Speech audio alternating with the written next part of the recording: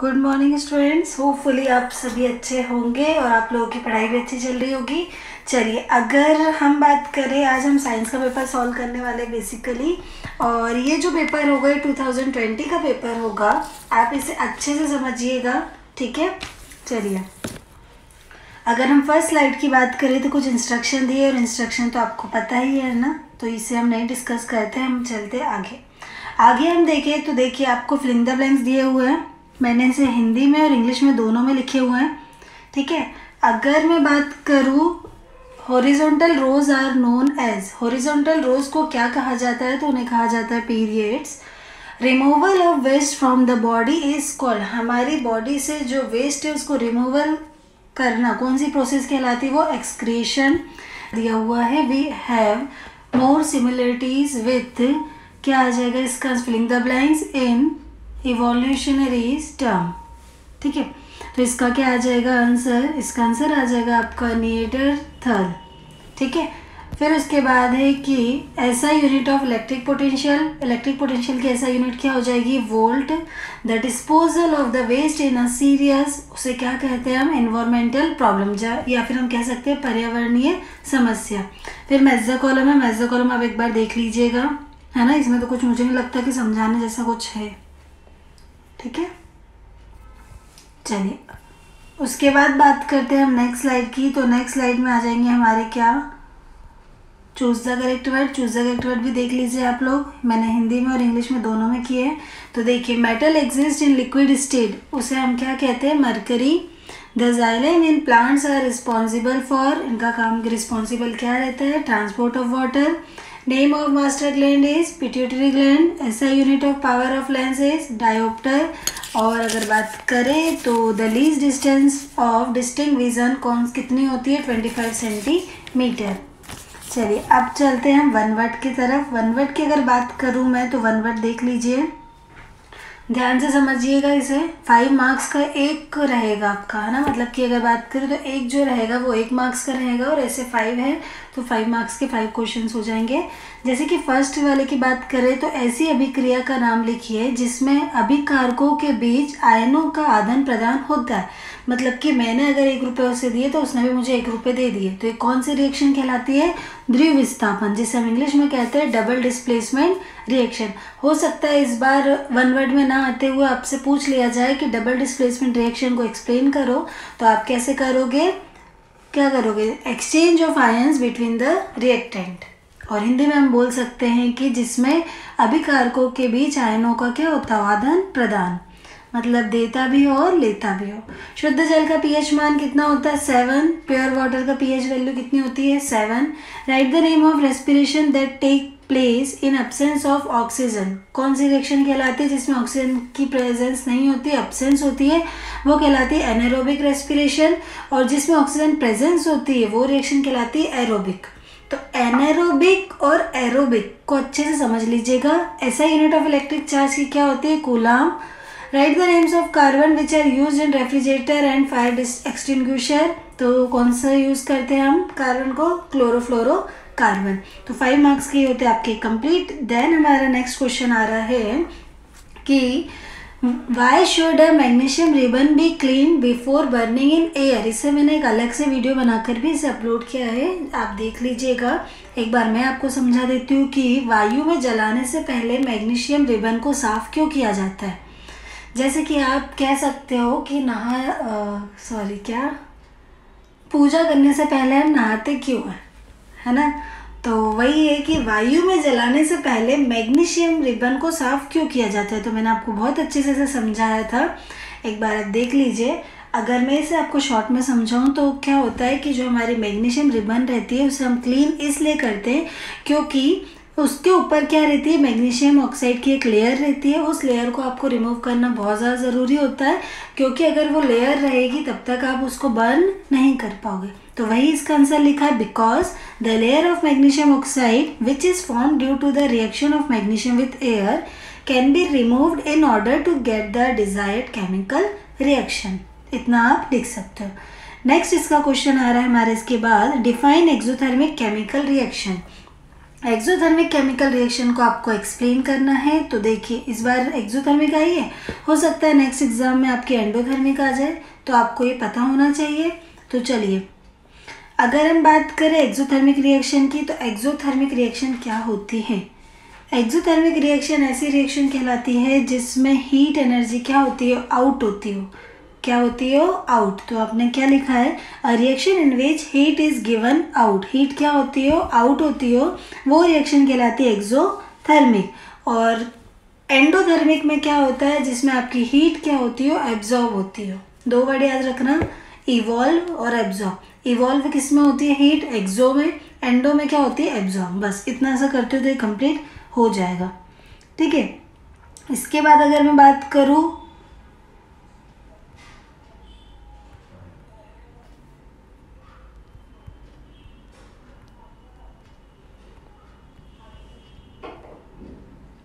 तो होपफुली आपको समझ में आ गया होगा। अब अगर हम नेक्स्ट क्वेश्चन की बात करें, तो नेक्स्ट क्वेश्चन हमारा आ रहा है इसमें कि मेंडलीफ का आवर्त नियम लिखिए, है ना।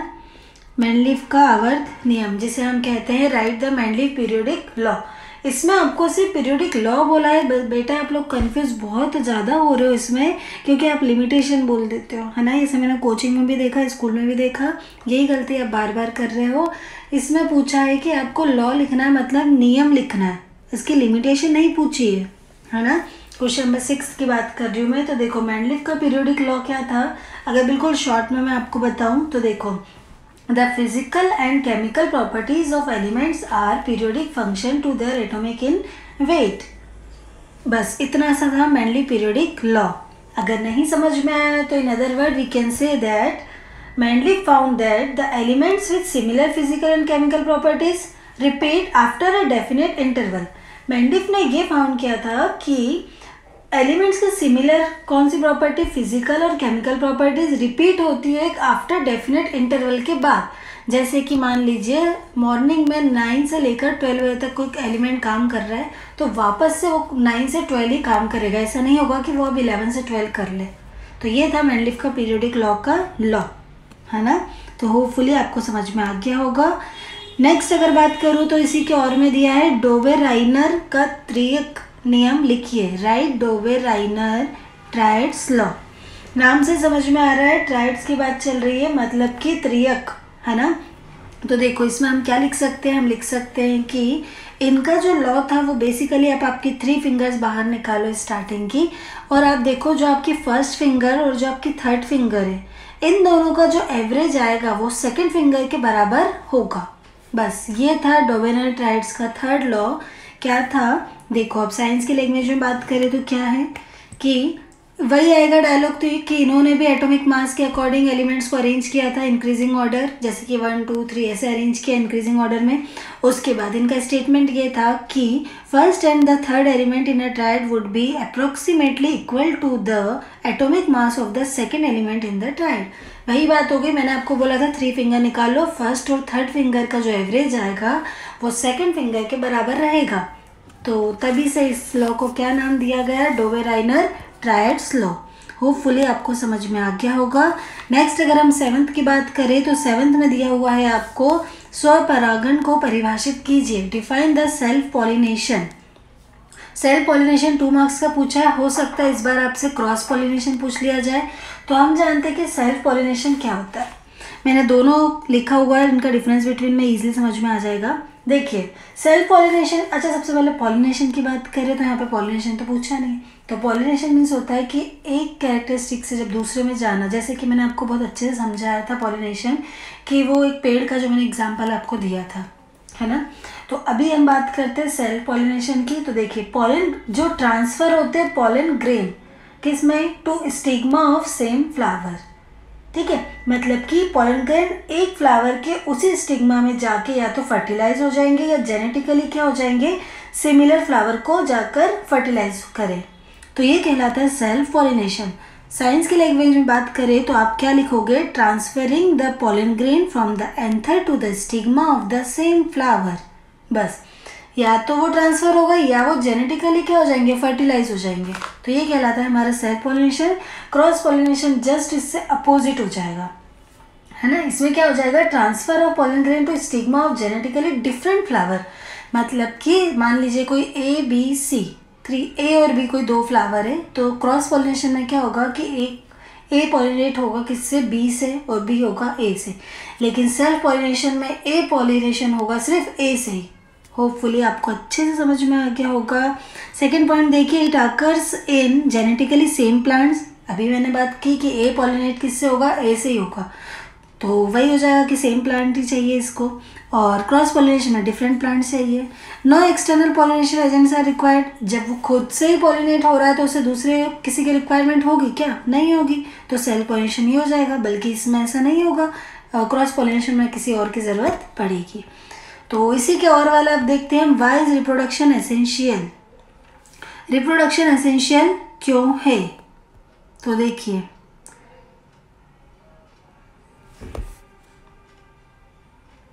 सबसे पहले बात करते हैं हम रिप्रोडक्शन की, कि रिप्रोडक्शन मीन्स क्या होता है। तो रिप्रोडक्शन क्या है, एक बायोलॉजिकल प्रोसेस है, ये हम बहुत अच्छे से जानते हैं, जो एवरी लिविंग ऑर्गेनिज्म में देखने को हमें मिलता है। जैसे कि ह्यूमन हमेशा एक ह्यूमंस को ही जन्म देंगे, ह्यूमंस को ही रिप्रोड्यूस करेंगे। जैसे कि डॉग का बच्चा क्या होगा, डॉग ही होगा, कैट का बच्चा क्या होगा, कैट ही होगी, है ना। तो इसी को हम क्या कहते हैं, रिप्रोडक्शन, है ना। जैसे कि एक बार और शॉर्ट में समझो कि रिप्रोडक्शन मीन्स क्या होता है, कि एक कह सकते हैं कि हम एक ये बायोलॉजिकल प्रोसेस है और एवरी लिविंग ऑर्गेनिज्म में हमें देखने को मिलती है। और इससे क्या होता है कि ये कंटिन्यू हमें अपने ही जैसे कैरेक्टरिस्टिक देखने को मिलते हैं। तो रिप्रोडक्शन यही प्रोसेस कहलाती है। जैसे कि कुत्ते का बच्चा क्या बनेगा, कुत्ता ही बनेगा, उस तरीके से। ओके, अब ये ज़रूरी क्यों है, तो ज़रूरी इसलिए होगी कि इस प्रोसेस में क्या होता है कि हम सिमिलर ऑर्गेनिज्म को हमें देखने को मिलेगी। अगर रिप्रोडक्शन नहीं होगा तो आने वाले टाइम में कोई ह्यूमन्स ही हमें नहीं दिखेगा, इसलिए ज़रूरी है रिप्रोडक्शन, है ना। जैसे कि आप समझ गए होंगे, आप इतना डीप में नहीं जा रहे हैं हम, तो वही है यहाँ पर लिखा हुआ है कि reproduction is mainly to continue the species of the earth. वही बात हो गई कि अगर रिप्रोड्यूस कुछ नहीं होगा तो बस लाइफ वहीं पे ख़त्म हो जाएगी, आगे कुछ बढ़ ही नहीं पाएगा। इंपॉर्टेंस क्यों है, तो ये देख लीजिए इंपॉर्टेंस, चाहो तो लिख सकते हो, अदरवाइज हमसे तो क्वेश्चन में पूछा था कि why is reproduction essential, reproduction essential क्यों है। नेक्स्ट क्वेश्चन की बात करें हम, तो नेक्स्ट क्वेश्चन है हमारा, डिफाइन द हेरिडिटी। अनुवांशिकता को परिभाषित कीजिए। अगर हम अनुवांशिकता की बात करें, हेरिडिटी की बात करें, तो बच्चा बच्चा जानता है हेरिडिटी मीन्स क्या होता है। अगर मैं शॉर्ट में बात करूँ तो हेरिडिटी क्या रिफर्स करती है, transfer of biological character. Biological character का ट्रांसफ़र होना किसमें, from one generation to another generation, this process is called to be heredity. जैसे कि पेरेंट्स की जो भी हैबिट है या कैरेक्टरिस्टिक है उनका ट्रांसफ़र होना, वही क्या कहलाती है, हेरिडिटी। तो वही इसमें लिखा हुआ देख लीजिए आप, ठीक। तो इसके और वाला क्वेश्चन हम पढ़ेंगे, तो वो क्वेश्चन है, चलिए तो हम नेक्स्ट क्वेश्चन की बात करें, तो how is the sex of the child determine in human beings. 2 marks का क्वेश्चन होगा ये कि मानव में बच्चे का लिंग निर्धारण किस प्रकार का होता है। तो ये मैंने बहुत अच्छे से जब सेक्स डिटर्मिनेशन प्रोसेस समझाई है उसमें भी मैंने बहुत डिटेल एक्सप्लेनेशन किया है। एक बार ये 2 मार्क्स का है तो मैं आपको थोड़ा सा ओवरव्यू दे देती हूँ, तो आप देख लीजिए। देखिए, अगर मैं इसे शॉर्ट में समझाऊँ तो क्या होता है, कैसे हम पता कर सकते हैं कि मेल होगा चाइल्ड या फिर फीमेल होगा।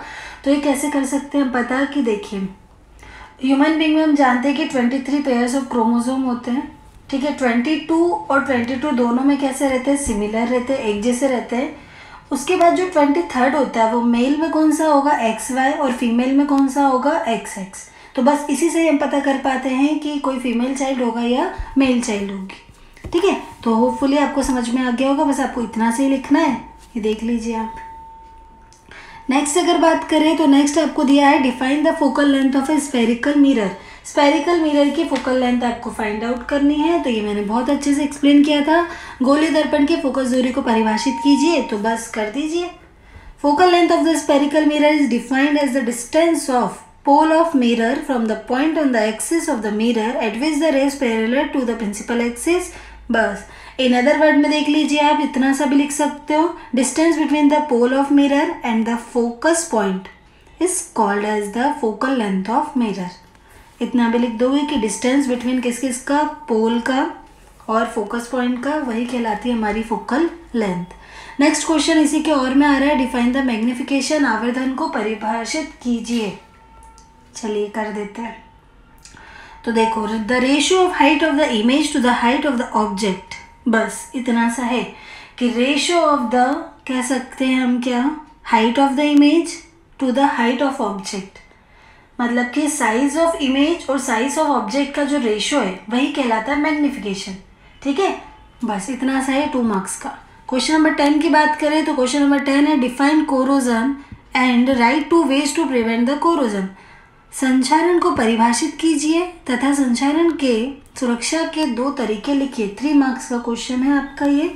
देखिए सबसे पहले अगर हम जाने कि कोरोजन क्या होता है, तो कोरोजन मीन्स होता है किसी भी मेटल का जो सरफेस रहता है वो खराब हो जाए, किस किस के कांटेक्ट में आने की वजह से, एयर मॉइस्चर की कांटेक्ट में आने की वजह से, तो उसका जो सरफेस है वो क्या हो गया, खराब हो गया, उसी को हम कहते हैं कोरोजन।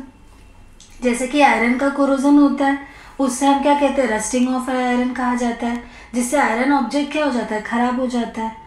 तो अब कोरोजन तो मैंने आपको बता दिया कि संक्षारण क्या होता है, किसी भी कह सकते हैं हम मेटल का जो सरफेस रहता है। फॉर एग्जांपल जो आप इयररिंग्स जो पहनते हैं गर्ल्स, वो जब नए नए जब सोने के कान के लाते हैं, जब वो बहुत ज़्यादा क्या होते हैं, शाइन करते हैं, कुछ टाइम बाद जब देखा जाता है तो वो उनकी शाइनिंग कम हो जाती है। रहते तो गोल्ड के ही है पर शाइनिंग क्या हो गई, कम हो गई। ऐसा क्यों हुआ, क्योंकि जब वो इयररिंग्स एयर वाटर मॉइस्चर के कॉन्टेक्ट में आए तो उन्होंने अपनी प्रॉपर्टी क्या कर दी, खो दी।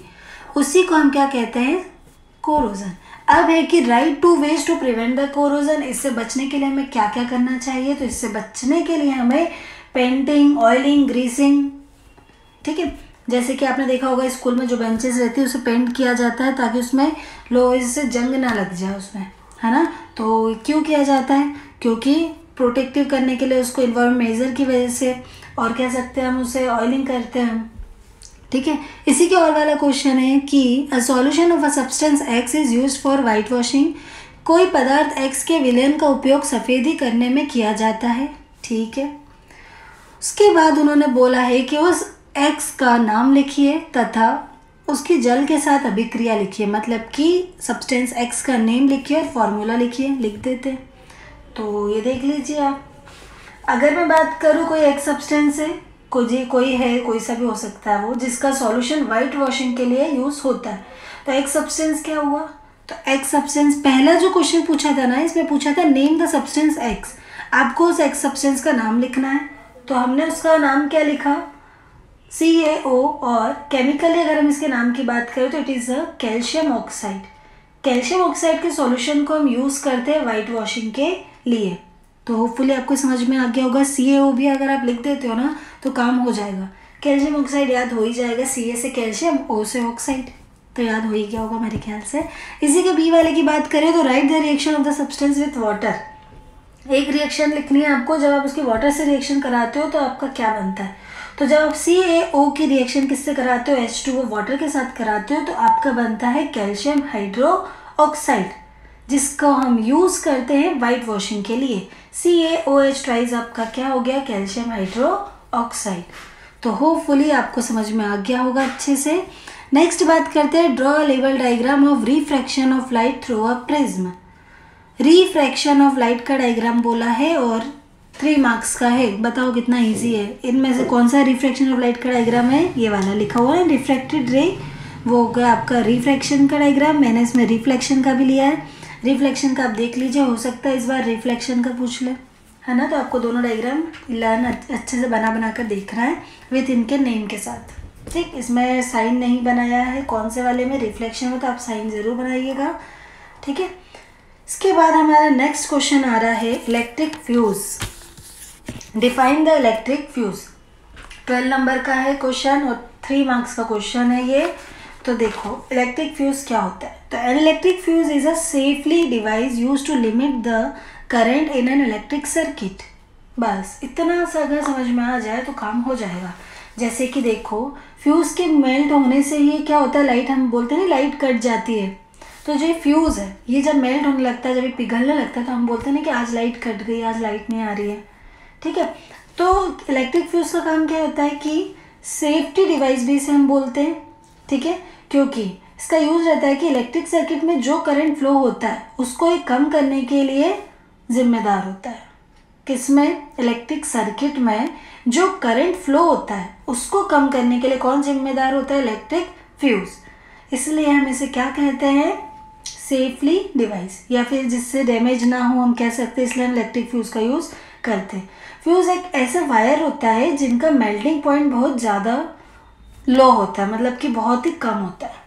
ठीक है, तो होपफुली आपको इलेक्ट्रिक फ्यूज समझ में आ गया होगा। इन शॉर्ट अगर बात करूँ तो इलेक्ट्रिक फ्यूज को हम सेफ्टी डिवाइस कहते हैं। क्यों कहते हैं, क्योंकि इसका यूज़ हम इलेक्ट्रिक सर्किट में जो करंट फ्लो होता है उसको कम करने के लिए यूज़ होता है, जिससे कि हमारा जो बल्ब है वो डैमेज ना हो। नेक्स्ट है डिफाइन द गैल्वेनोमीटर। इसी के और में जो दिया हुआ है देख लीजिए आप, 12 का और वाला। तो गैल्वेनोमीटर मैंने बिल्कुल शॉर्ट में लिखा है। तो गैल्वेनोमीटर का काम क्या रहता है, it is an electric aperture based on magnetic effect of electricity. मतलब कि करंट सर्किट में फ्लो हो रहा है या नहीं, इसके लिए हम गैल्वेनोमीटर यूज़ करते हैं।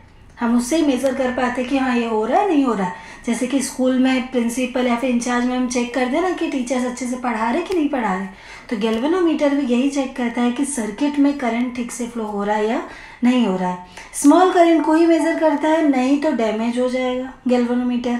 ठीक है, अब इसमें पूछा था, बस इतना ही पूछा था गैल्वेनोमीटर क्या है, लेकिन हम इसके यूजेस भी लिखेंगे। इसका यूज़ किस में करते हैं हम, तो देखो, series in the circuit to measure the flow of electric current and its direction of flow is the circuit. तो होपफुली आपको समझ में आ गया होगा।